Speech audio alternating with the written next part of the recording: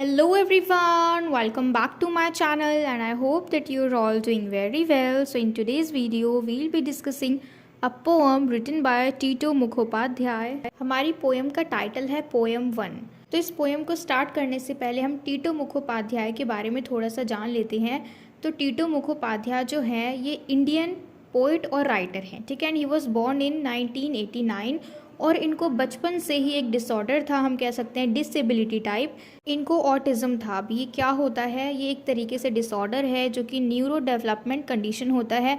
इसमें social interaction बहुत ज़्यादा कम हो जाती है, उनका जो कम्युनिकेशन स्किल है और सोशल स्किल है और उसके अलावा जो बॉडी मूवमेंट है उस पर भी ये अफेक्ट करता है, ठीक है। तो एक तरीके से हम कह सकते हैं ये भी एक डिसेबिलिटी ही है जो इंसान ऑटिज़म से सफ़र करता है। तो हमारे जो पोइट है इनको भी बचपन से ही ये ऑटिज़म था और ये जो पोएम हम पढ़ने वाले हैं इसमें भी हम इसी चीज़ के बारे में पढ़ेंगे, ठीक है।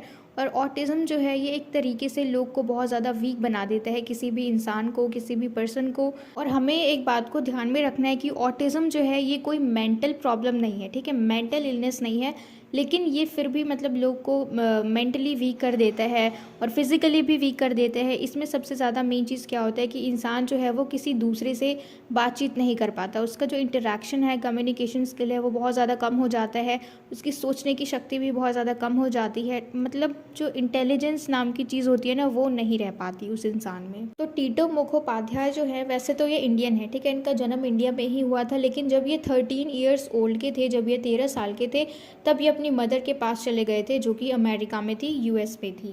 तो इस पोएम का मेन थीम जो है वो क्या है, ऑटिज्म, ठीक है, बीइंग ऑटिस्टिक हिमसेल्फ, क्योंकि जो हमारे पोइट है ये खुद भी एक ऑटिस्टिक है, यानी ये भी ऑटिज्म से सफ़र करते थे। तो इन्होंने अपनी एक्सपीरियंस को इस पोएम में बताया है। पोइट जो है स्पेशली हमें बताते हैं कि उनका जो चैलेंज था ना, उनकी ज़िंदगी का सबसे बड़ा चैलेंज वो क्या था कि लैक ऑफ सोशल स्किल्स, कि उनके पास सोशल स्किल्स नहीं थे, इस चीज़ की बहुत ज़्यादा कमी थी और यही इनकी ज़िंदगी का सबसे बड़ा चैलेंज था। और इसके अलावा हमारा ये जो पोएम है ये किस चीज़ को दिखाता है, this shows importance of creativity, ठीक है, इम्पॉर्टेंस ऑफ क्रिएटिविटी को भी इसमें हम देखेंगे। उसके अलावा एस्केपिज्म, ठीक है, कि अगर कोई इंसान ऑटिज्म से सफ़र करता है तो बाकी के लोग उसको किस तरीके से देखते हैं, किस नज़र से देखते हैं, और इस नज़रिए को दूर करने के लिए, इसको अवॉइड करने के लिए जो ऑटिज़म से इंसान सफ़र करता है वो किस तरीके से अपना एस्केप ढूंढता है, किस तरीके से चाहता है कि ये इन सबको दूर कर दे, खुद से उन सब से दूर हो जाए। तो ये था हमारा छोटा सा इंट्रोडक्शन टू दी पोएम। अब हम चलते हैं इस पूरी पोएम को समझते हैं line by line. Men and women are puzzled by everything I do. Doctors use different terminologies to describe me. अब देखो पोएट क्या कहते हैं कि मैन और वुमेन ये दोनों ही, मैं कुछ भी काम करूँ, कुछ भी करूँ, ये लोग ऐसे देखते हैं जैसे पता नहीं मैंने क्या कर दिया, ठीक है। ये लोग जो भी देख रहे हैं इनको, वो लोग पजल्ड हैं। पजल्ड का मतलब वो लोग खुद में ही कंफ्यूज है, ऐसे फेसेस बना रहे हैं कि जो पोएट है वो पता नहीं क्या कर रहे हैं, ठीक है। और चलो लोगों को तो छोड़ दो, बाकी लोगों को उनका तो काम ही है बोलना, लेकिन जो डॉक्टर है, डॉक्टर तक भी मुझे डिस्क्राइब करने के लिए, मेरे बारे में लोगों को बताने के लिए डिफरेंट टर्मिनोलॉजीज़ का यूज़ करते हैं, यानी अलग अलग शब्दों का यूज़ करते हैं, क्योंकि जो डॉक्टर है वो खुद भी कंफ्यूज है कि ऐसे इंसान को क्या कहा जाए। तो ये जो भी करते हैं इनके बिहेवियर को देख के इनके आसपास के लोग कंफ्यूज है और जो डॉक्टर जो इनका ट्रीटमेंट कर रहे हैं उनकी भी कुछ ऐसी ही हालत है। अब हम चलते हैं दूसरे स्टैंजा पे।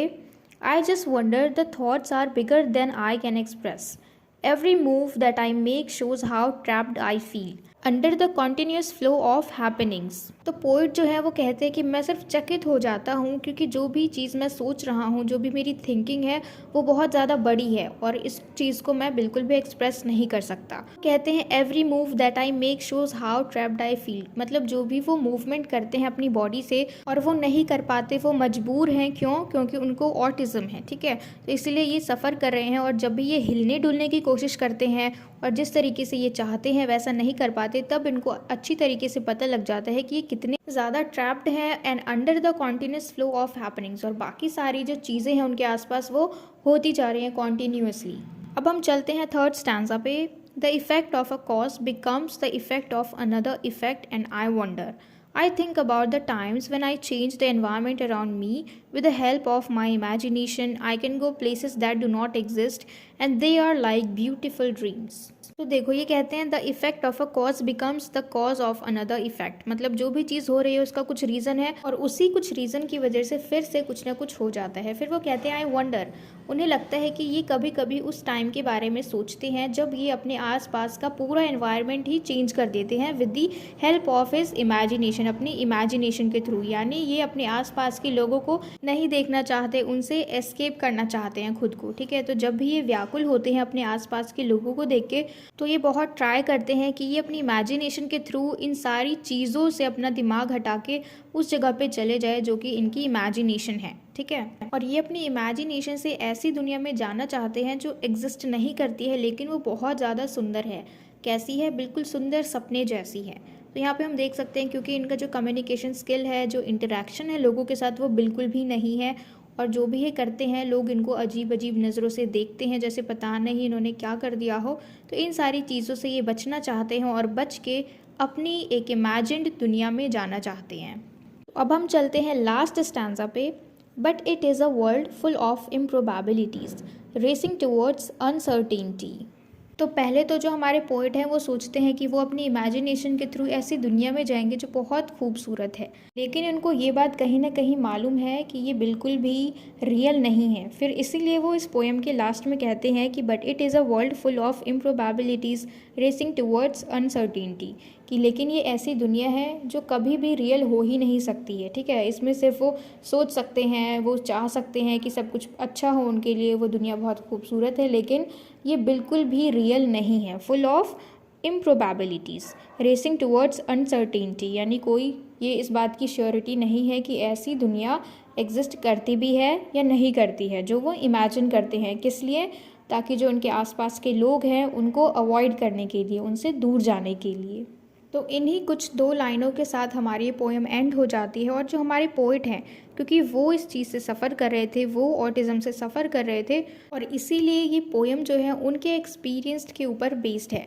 अब देखो सिर्फ उनके लिए ही नहीं है, ये एक्सपीरियंस सिर्फ उनका ही नहीं है, लेकिन जो बाकी लोग हैं जो ऑटिज़म से सफ़र करते हैं ये उन सब का एक्सपीरियंस है, ठीक है। तो ये थी हमारी पोएम आज की और मुझे पूरी उम्मीद है कि आपको ये पोएम अच्छे से समझ में आ गई हो। And if so then please let me know in the comment box if you like this video and share it with your friends as well so that they can get help from it. And don't forget to subscribe my channel, and till we meet in the next video, keep learning.